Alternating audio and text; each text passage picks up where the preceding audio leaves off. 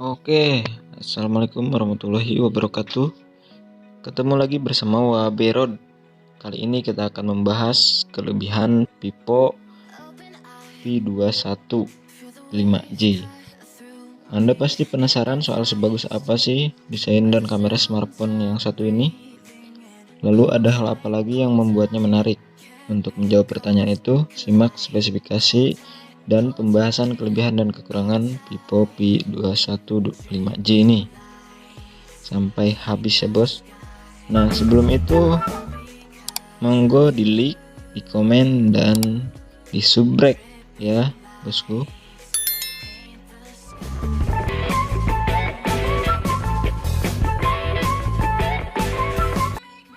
Oke, kita masuk ke pembahasan pertama.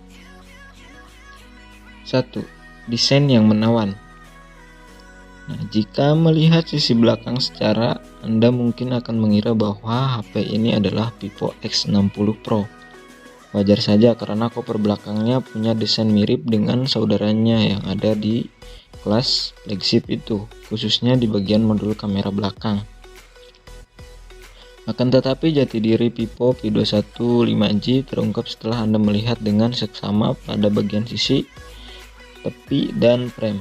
Dua bagian itu didesain Vivo tidak melengkung, melainkan datar alias flat. Frame datar jelas menjadikan dua ponsel ini punya desain yang segar dan simpel. Menariknya, frame tersebut punya ketebalan 7,29 mm untuk varian Dash Blue. Hal itu membuat Vivo V21 5G jadi smartphone 5G paling tipis di dunia. Apalagi HP dengan tinggi dan lebar 159 x 73 ini juga cukup ringan buat standar zaman sekarang, yakni 176 gram.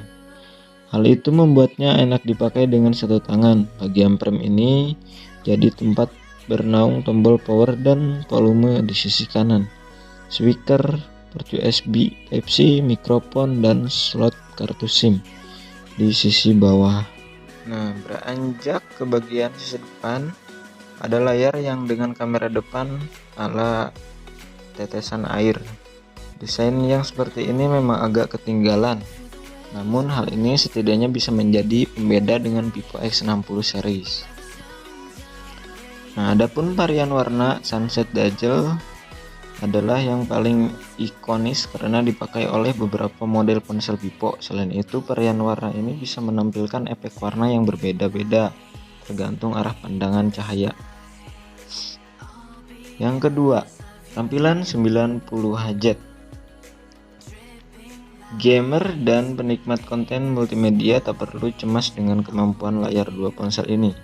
Pasalnya, sektor tampilan diperkuat oleh panel AMOLED E3 6,44 inci dengan resolusi Full HD+ 1080 x 2400 pixel 409 ppi. Kedalaman warnanya pun sip karena mendukung kontras 6 juta banding 1 dan teknologi HDR10+ menurut Waberod nya.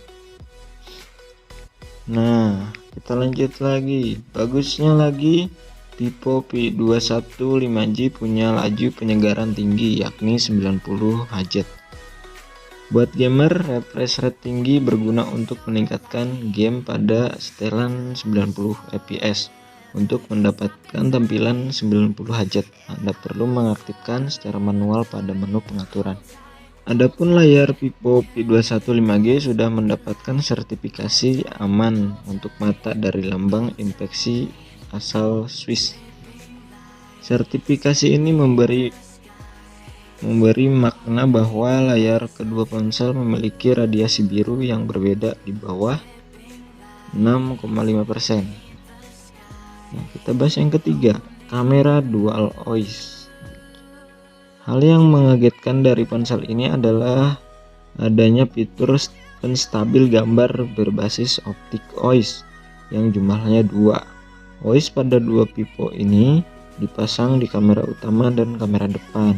Sebagian orang mungkin akan geleng-geleng mengingat OIS adalah fitur mahal yang langka buat HP sekelas menengah. Vivo benar-benar lain daripada yang lain. Sebelum melihat seperti apa andil OIS pada hasil jepretan, mari kita lihat spesifikasi kamera yang tersemat di ponsel ini. Nah, di sisi belakang tertempel 3 lensa kamera yang terdiri atas lensa utama 64 megapiksel dengan aperture 1,8, lensa ultrawide 2 aperture dengan sudut pandang 120, lensa makro 2 megapiksel dengan aperture 2.2 dan lampu flash. Di sisi depan ada selingkar lensa kamera selfie 44 megapiksel. Di sisi depan ada selingkar lensa kamera selfie 44 megapiksel dengan aperture 2.0 dan autofocus 2 lampu flash. Nah, kita bahas lagi yang keempat, RAM dan memori internal. Meski kedua ponsel masuk dalam kategori smartphone kelas menengah, Vivo tetap memberi fitur premium yang ada di ponsel flagshipnya. Fitur ini adalah extended RAM yang sebelumnya sudah ada di Vivo X60 Pro dan Vivo X60. Melalui fitur ini, RAM 8GB yang ada di Vivo V21 bisa menjelma menjadi 11 GB. Pertanyaannya, kok bisa? Sederhana, extended RAM adalah mekanisme untuk memanfaatkan sebagian ruang kosong yang ada di memori internal. Kalaupun di PC Windows, Anda mungkin familiar dengan fitur Readyboost. Ya, extended RAM mirip seperti itu. Pasalnya, teknologi memori internal 128GB kedua ponsel adalah UPS 2.2.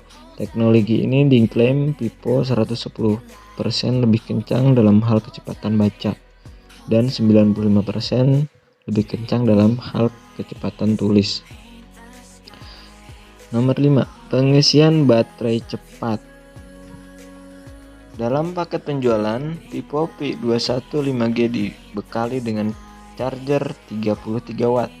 Charger dengan output daya tersebut disertakan karena kedua ponsel memang mendukung teknologi pengisian cepat 33 watt. Menurut pengalaman Waberod, kecepatan pengisian baterai V21 memang sip dalam 30 menit. Pengecasan baterai berkapasitas 4000 mAh yang semula tersisa 90%, isinya naik jadi 69%. Artinya pengecasan setengah jam membuat baterai terisi 50%.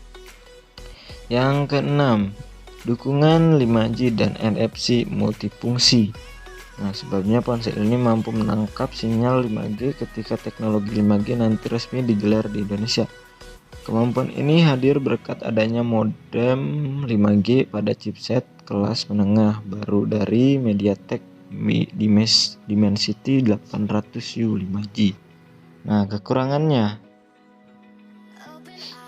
1. Performa biasa saja. Vivo V21 5G menjadi ponsel pertama dengan chipset MediaTek Dimensity 800U 5G pertama yang masuk Indonesia.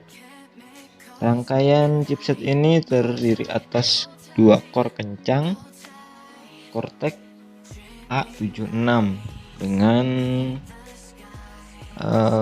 iCore 2,4. Dimensity 800U 5G mampu membuat Vivo V21 mencatat skor Antutu 8 sebesar 301.563. Skor ini mengalahkan Samsung Galaxy A52 yang memakai Snapdragon 732 dengan poin Antutu 287,531.000. Namun demikian, Vivo V21 kalah telak dari Poco X3 Pro dengan Snapdragon 860 yang punya skor Antutu 462,894.000. Nah, masuk lagi ke yang kedua, baterai tidak luar biasa.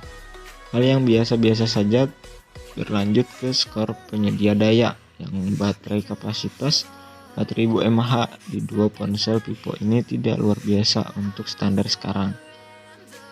Namun demikian, kapasitas besar memang tidak selalu menentukan ketahanan visual ponsel.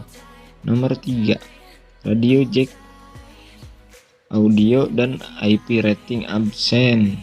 Itu ayat Cina.